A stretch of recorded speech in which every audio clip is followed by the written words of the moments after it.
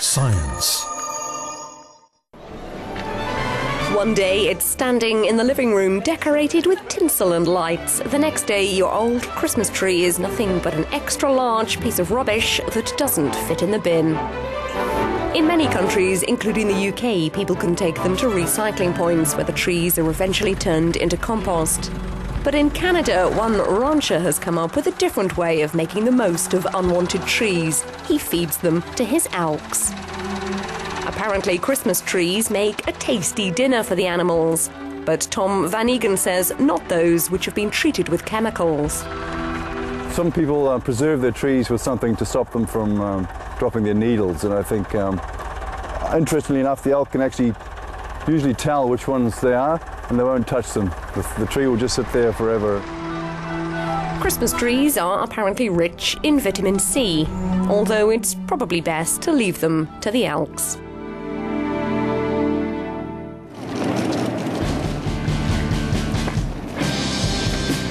Slovenian biologist Matevž Lenarček has set off on an environmentally friendly journey around the world.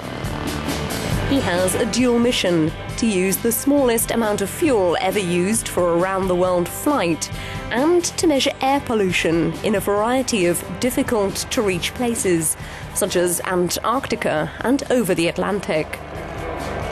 This is a flight around the world with the lightest aircraft yet, which will use the least amount of fuel yet, which is very important in this time of economic crisis and environmental pollution. The flight will take place across the southern hemisphere and cover a distance of some 100,000 kilometers, crossing the equator 6 times, all 3 oceans, Mount Everest and some 120 national parks.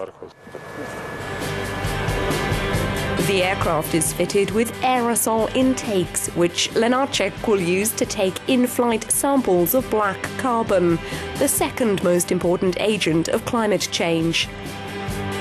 He also hopes to break the records for the lightest plane to circumnavigate the globe and the least amount of fuel used.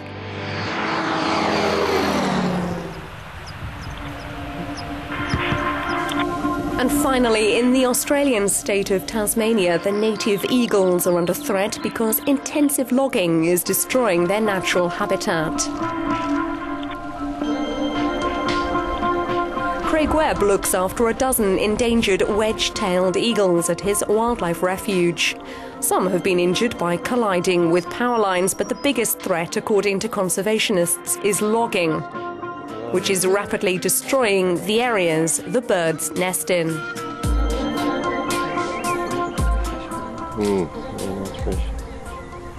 Well, they simply don't have anywhere to nest, and they're very shy nesters, so, breeding's very important.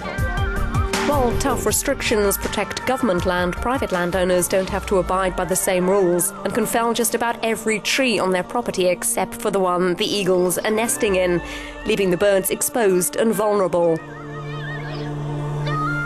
And with just an estimated 130 breeding pairs left, time is running out for the wedge-tailed eagles.